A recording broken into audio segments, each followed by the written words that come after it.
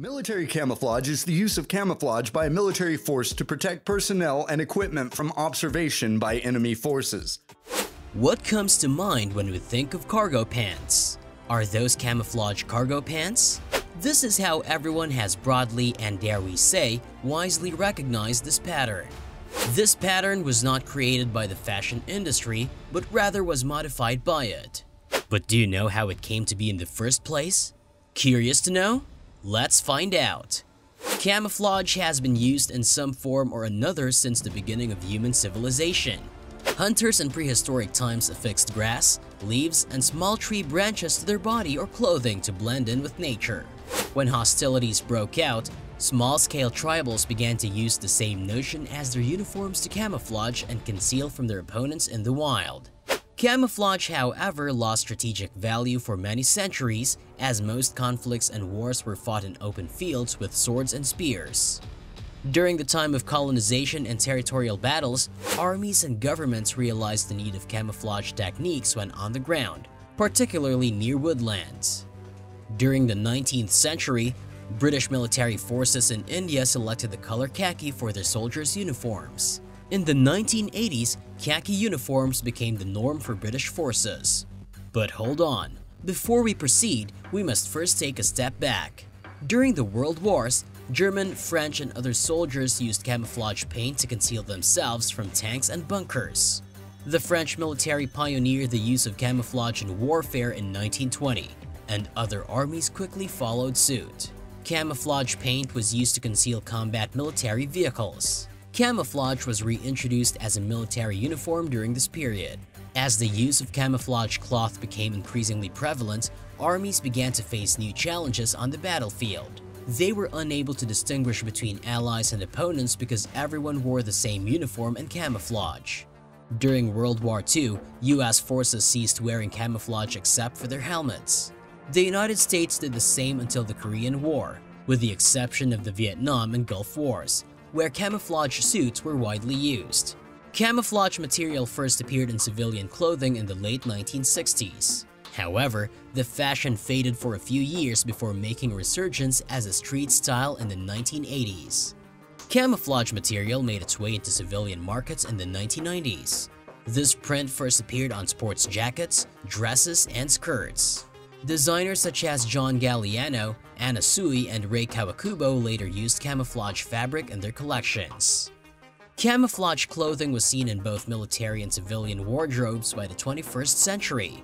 Today, no casual or street-smart outfit is complete without camouflage pants, jacket, or skirt. The most basic type of camouflage is that worn by soldiers on the battlefield. Color and pattern are two essential features of traditional camouflage clothes that assist conceal a person. Camouflage material is dyed in earth tones that match the dominating colors of the surrounding scene. Camouflage in jungle warfare is often green and brown to mimic the forest flora and mud. Military soldiers in the desert wear a variety of tan tones. Whites and grays are used in snowy climate camouflage. Soldiers paint their faces with colors that match the camouflage material to complete the concealment. Camouflage material can be a single color or a combination of multiple similar colored patches. This type of pattern is used because it's visually disturbing. The modeled camouflage pattern's meandering patterns assist conceal the contour or shape of the body. When you look at a piece of modeled camouflage in a similar setting, your brain connects the lines of the colorful blotches with the lines of the trees, ground, leaves, and shadows. This influences how you view and recognize the person or item dressed in camouflage. Things in the world are naturally classified as different objects by human vision.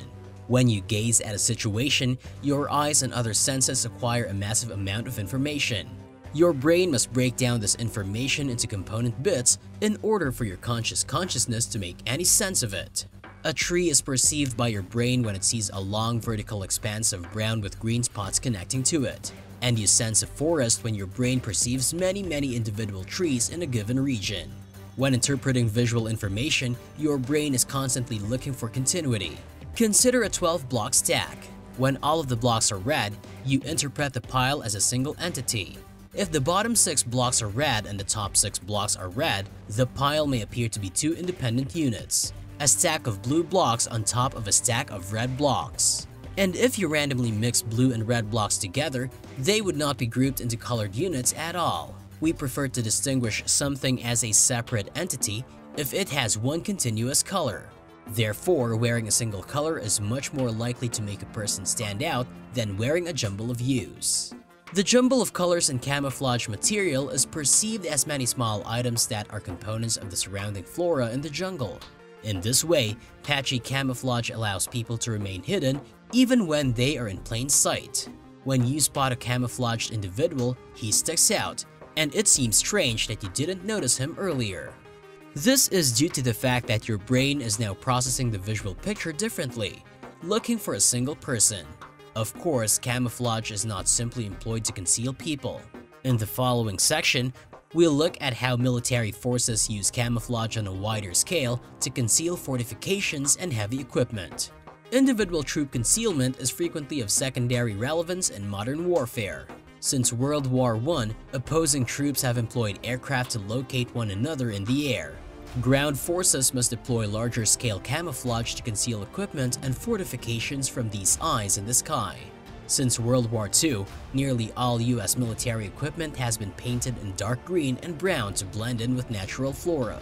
Furthermore, soldiers typically always carry camouflage netting and chicken wire, which they might use to conceal military vehicles. Soldiers are also taught how to create their own camouflage by gathering natural foliage and covering tanks and other vehicles. Allied and Axis forces in World War II used these techniques to camouflage tanks, jeeps, planes, weapons, manufacturing plants, and entire army sites. Camouflaging battleships has proven more difficult because they are usually floating on a broad, uniformly colored background. Military forces understood during World War I that there was no way to make ships fit in with their surroundings, but there might be a method to make them less vulnerable to attack. The Dazzle camouflage scheme, invented in 1917, achieves this by disguising the ship's course, its direction or travel. The Dazzle design has many colored geometric forms jumbled together, similar to a cubist painting. Militaries also use decoys extensively as a form of camouflage. Unlike typical camouflage, the goal of decoys is to divert the enemy's attention away from the location of forces and equipment. This type of camouflage is still utilized to terrific effect today. Many current equipment decoys feature advanced pneumatic systems that allow them to move in the same way that actual equipment does. Although traditional camouflage is still utilized today, it's not always successful. As we'll see in the following part, current technology makes it much easier for your adversary to find you, regardless of how well you blend in with your surroundings. In reaction to sophisticated detecting technologies, decoy technology has also progressed. The United States Army and other armed forces have produced inflatable dummies that not only superficially mimic tanks and other equipment, but also reproduce the thermal or radar signature of that equipment. These dummies are virtually indistinguishable from actual equipment to radar and other long-range scanners. A less precise decoy method is to flood an area with various things that appear on radar, thermal imaging, and listening devices, making it more difficult for the enemy to zero in on any specific piece of equipment. As surveillance and spy equipment improves, military engineers will need to develop more advanced camouflage technologies. One intriguing concept that is already in the works is smart camouflage, which involves outer coverings that change based on computer analysis of changing surroundings. So what do we think about the evolution of camouflage? Camouflage technology has progressed over the last century, and so has the technology of seeing through camouflage. Thermal imaging can now be used by armed personnel to see the heat radiated by a person or piece of equipment. The essential technique will remain the same. No matter how advanced camouflage becomes, figure out how your attacker perceives you, and then disguise all of the characteristics that make you stand out. Anyway, what do you all think about this? Let us know in the comments. And don't forget to hit the like and subscribe button. With that being said, see you in the next one. Until then, peace.